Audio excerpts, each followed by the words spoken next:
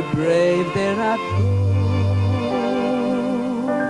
to ride the unrideable road, to love branches from afar, to try when your arms are too weary,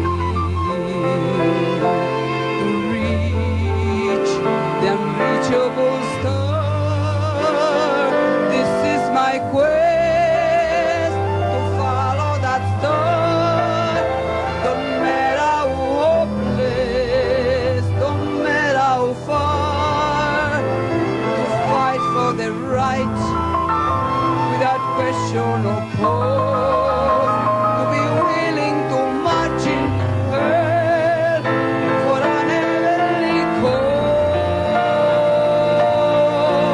And I know if I only be true to this glorious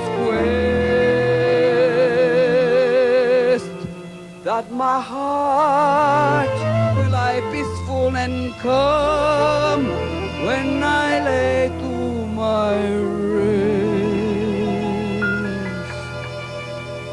And the world will be better for peace, that one man is born and covered with scars, still strove with his last ounce of courage to reach the unreachable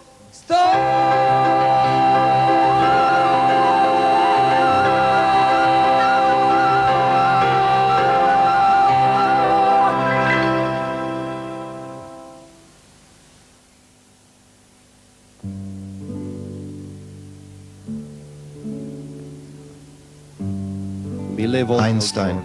1,000 times a day, I remind myself that my material and spiritual life depend on the fatigue of other men, living and dead, and that I must work to give in equal measure that which I have received and continue to receive. Albert Einstein.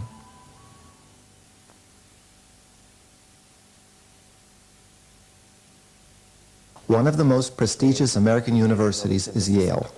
In a study conducted in the New Haven, Connecticut hospital in 1964, Dr. Schimmel, an MD, found that every year 100,000 people die of unexpected consequences of pharmacological treatment. But the number might even be as high as 200,000 patients a year. That is, between 2,000 and 4,000 patients die every week as a result of reaction to drugs. The same kind of problem occurs from unnecessary surgery, killing between 3,000 and 5,000 every week. We would like to see a more intelligent and more active kind of interprofessional collaboration that could help save these lives. Another of the three most prestigious medical universities in the United States is called Johns Hopkins. A study was carried out there by the medical doctor Leighton Clough.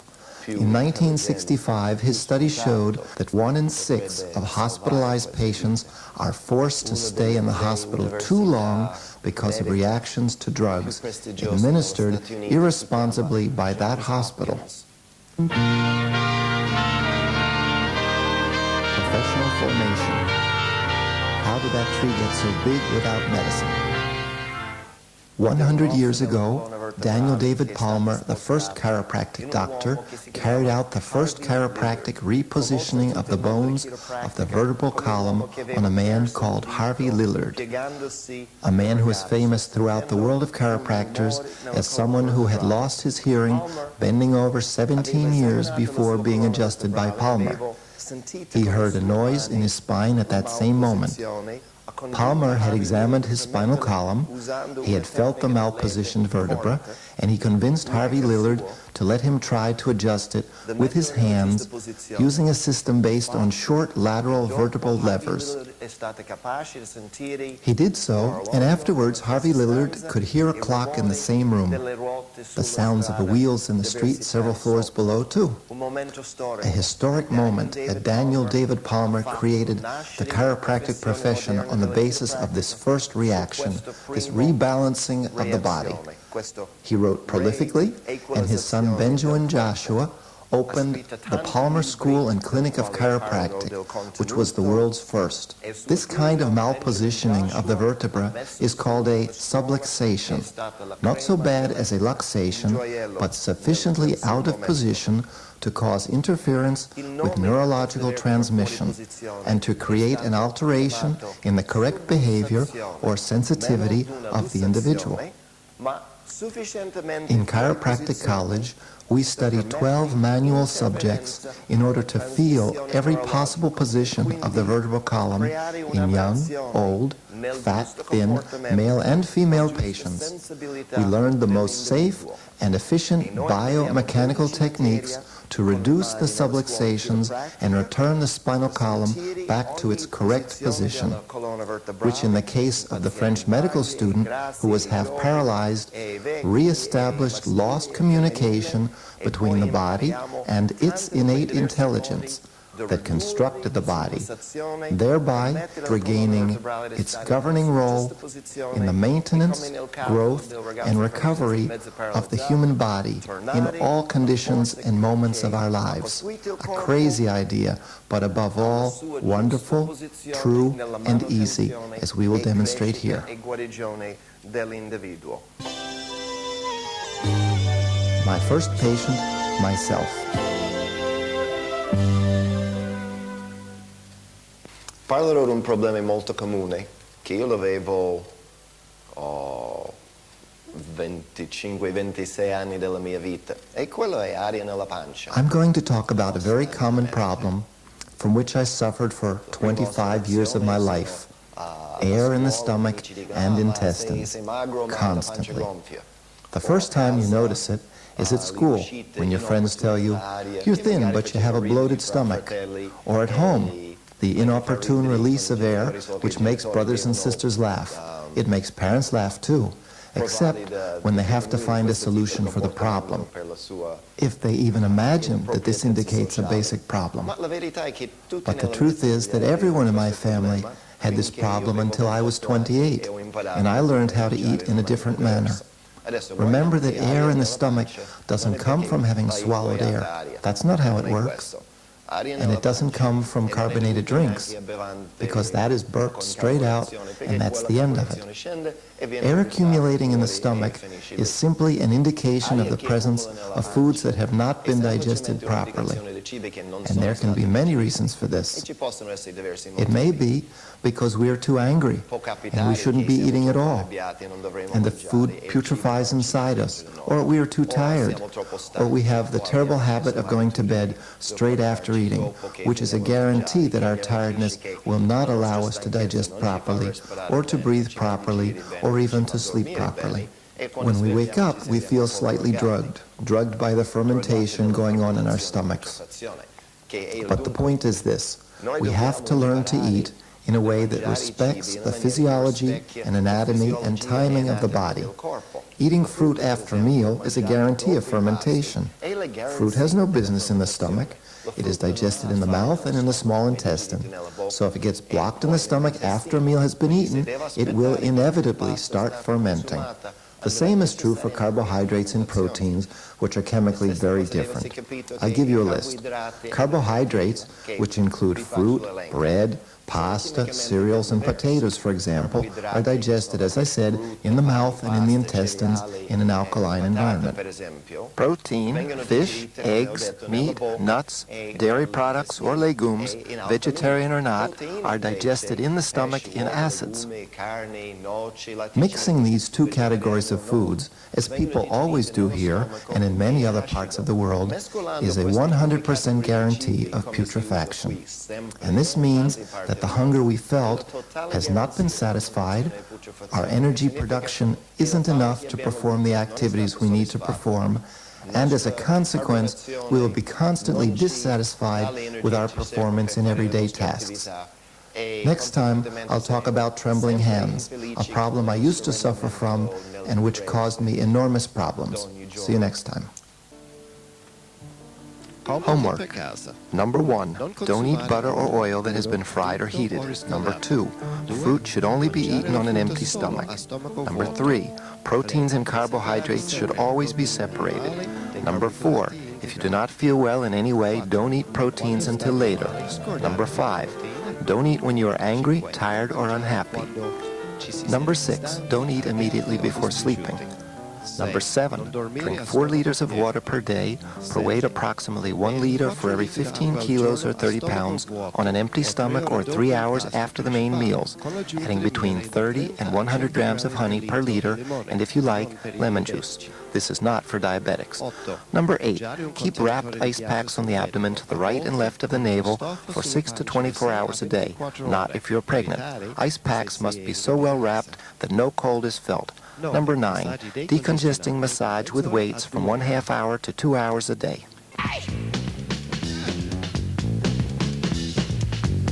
Homework.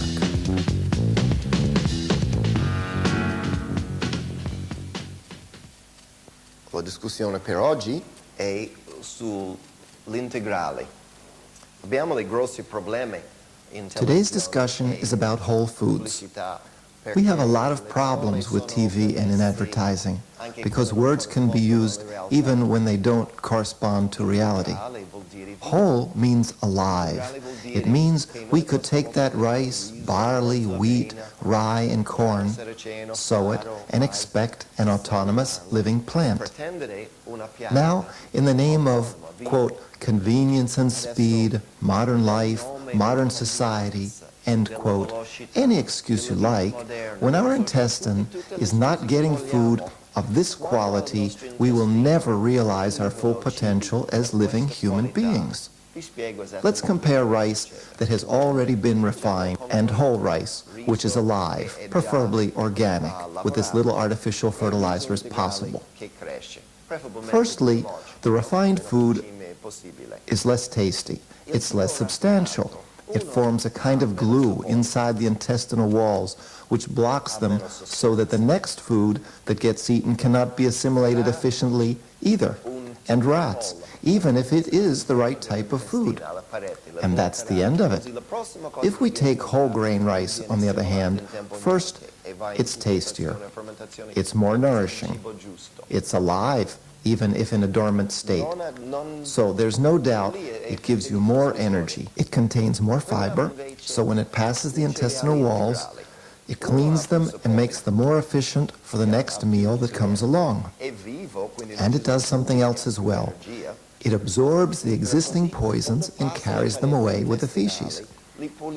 Can we really say that these two systems of eating are comparable? No. But how many people have ever had even one meal with whole grain rice? Why? Because so much more money has been spent in our recent history for promotion than for education in all walks of life, but especially in the so-called healthcare system. We need vital energy. Prove it to yourself. You can make whole grain bread and pasta. If the ingredients are sound, mix it, knead it, roll it, and cook it, and eat even 350, 400 grams at once of whole grain pasta and digest it immediately. And after an hour, you're hungry again because it has already been digested. And then you realize what a fraud you've been subjected to all your life, eating foods that are certainly of an inferior quality, that subtract energy instead of adding energy. Subito e dopo un'ora vi viene fame, così sapete che fregatura avete vissuto tutta la vita. Now I see clearly.